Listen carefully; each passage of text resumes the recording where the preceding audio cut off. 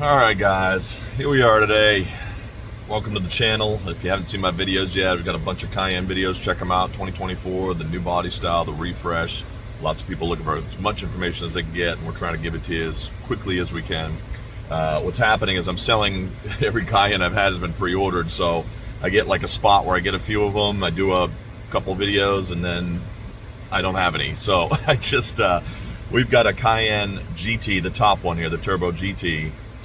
That is a $228,000 build with heads up, night vision, all the fun stuff in it, of course, and it's one of our 90-day demos, we'll call it. I've got a module out of it right now that we've got ordered, and we're waiting for it to come in. We just got it in, so there's a couple lights on the dash. Just ignore those. Nothing bad. Just waiting for a module to come in to fix it. So what I'm going to do today in this video is do some tips and tricks, show you through some of the menus, the sub menus. It's hard to make these videos short because there's so many details in these menus, so please bear with me. I'll try to break them down by category so you can look and check them out and say, okay, this is what I need help on. I may do part 1 and part 2 just because, just for video editing purposes. Once we get into like the 15-20 minute range, it just takes so much longer, and I've had some errors on my last one, so I think what we're going to do is cut it down and try and make it short. So here we go, guys. Dirk Ponzani here at Harper Porsche. Enjoy the video. Click like, subscribe if you enjoy it, and here we go. All right, here we are in the Cayenne GT. It's Turbo GT, sorry.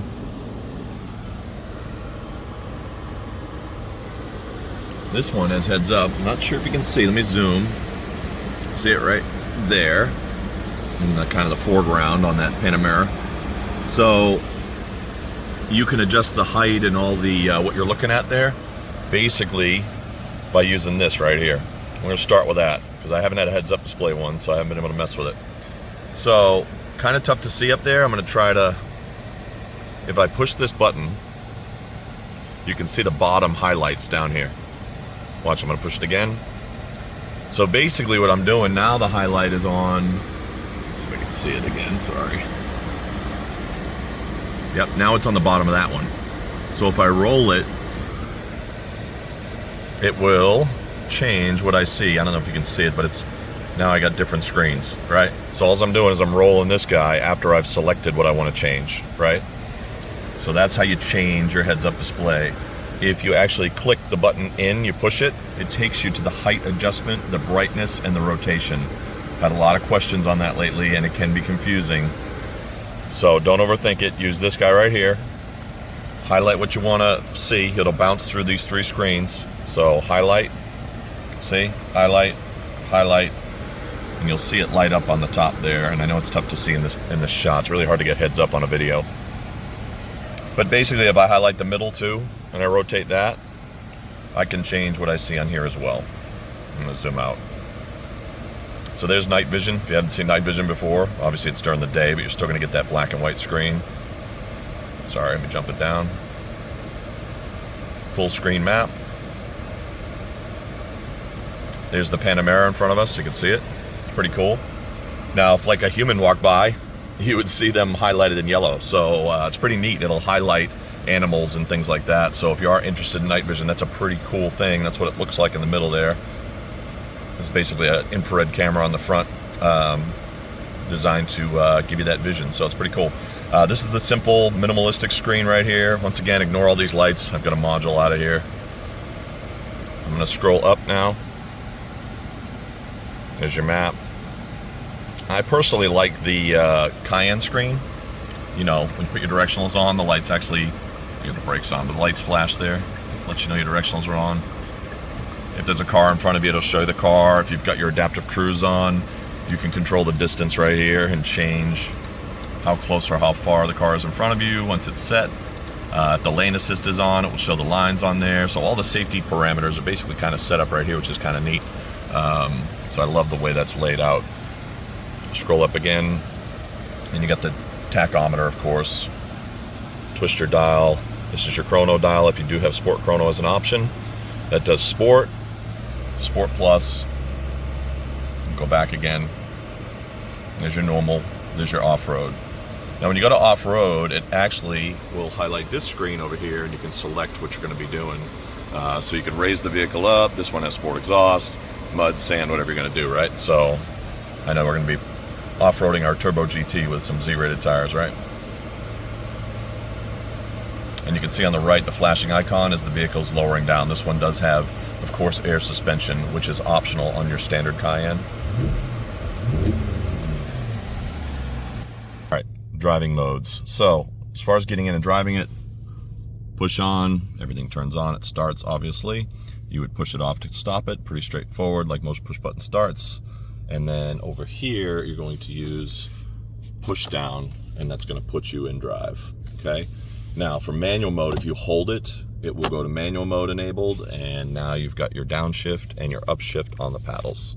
So that's how you do the manual mode. Or of course, like the old days, you can click the quick downshift button. It will put it in a manual mode temporarily, and then it will basically automatically return back to drive once it's done with its shift. So usually about within 10 seconds on average. Click it again, you're right back to drive. So pretty straightforward. If you're going through a car wash or anything like that, you can click halfway up and you get the neutral. All the way up, you're going to be in reverse, and you can see all the cameras are on. And while I'm in here, you can do a virtual walk around if you have the surround view system. If you don't, it's not going to do it. Just the regular rear view camera would populate. So keep an eye on that surround view camera option. It is in Premium Package Plus for $24 with the self-parking option. Pretty neat. It even shows my reverse lights on. Cross traffic, you can see what it's doing. I'm glad a car just went by, you can see that. So all those things are on the screen, nice and streamlined. The park button is here, so if I go to drive, now this one, I don't have that module in I've been talking about, so if I click it, it's not going to be available, I bet, right now. Yeah, it's not available at the moment. That's because I'm missing a module, but once the module's in here, I'm going to do a separate video on the self-parking.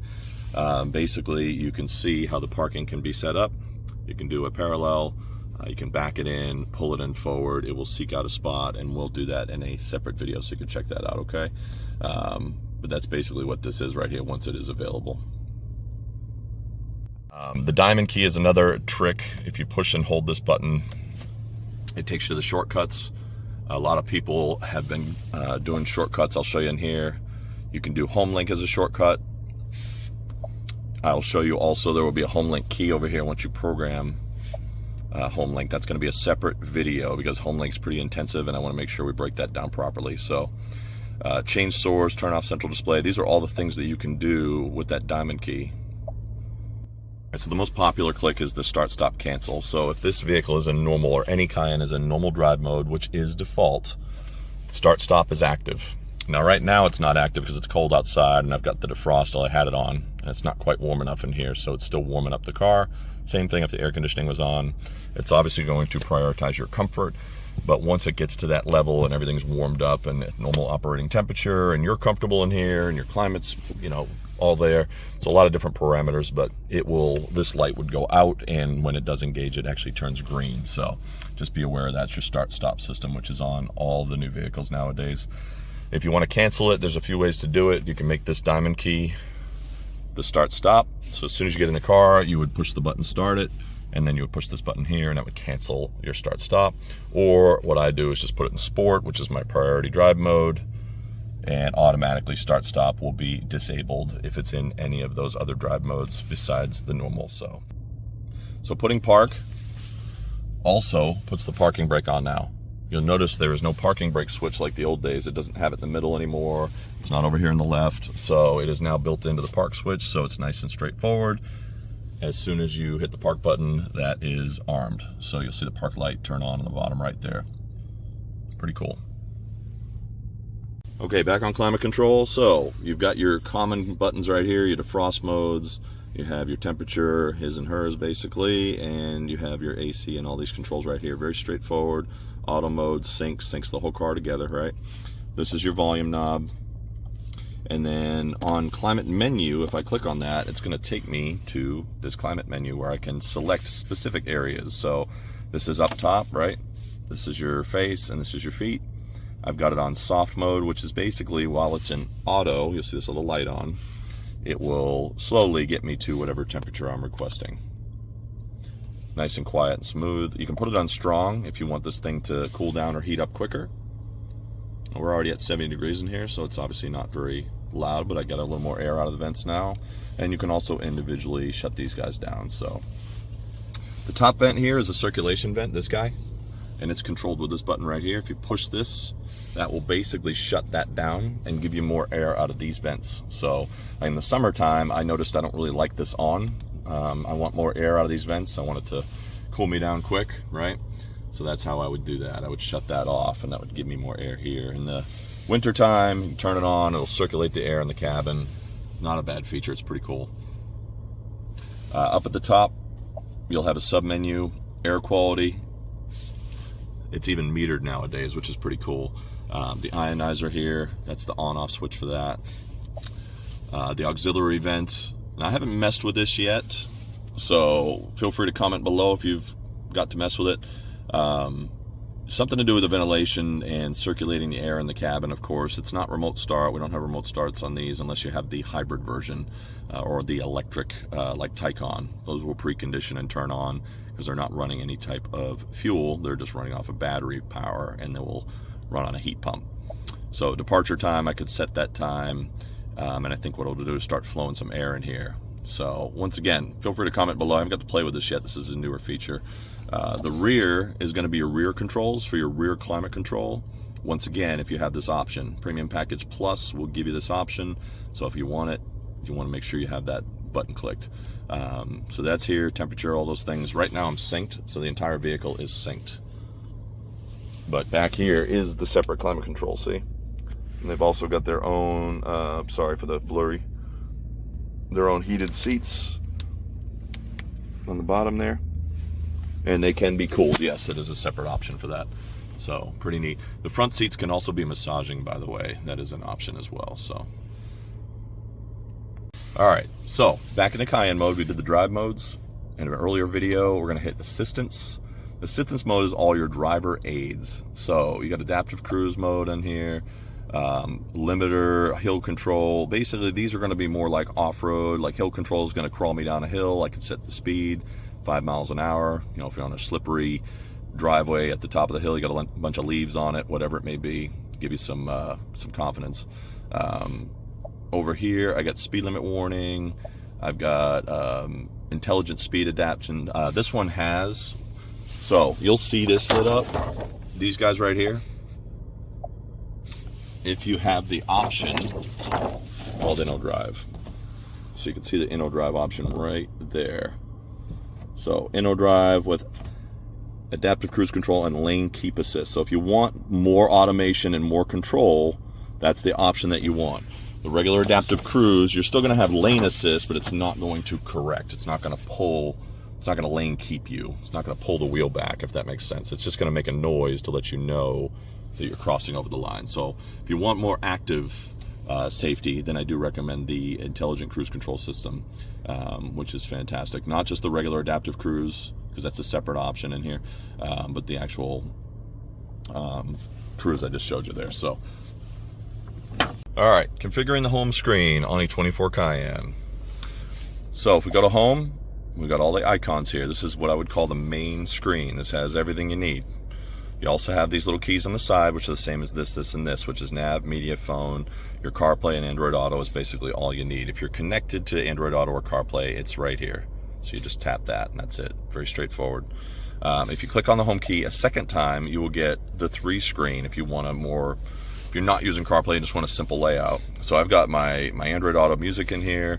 I can do colors, so I have the color of the ambient lighting. I got the map. Now, if you want to change the way this is configured, you just hit your settings key over here and configure my screen. That's all you got to do. And then what you can do is you can take whatever you want and drop it.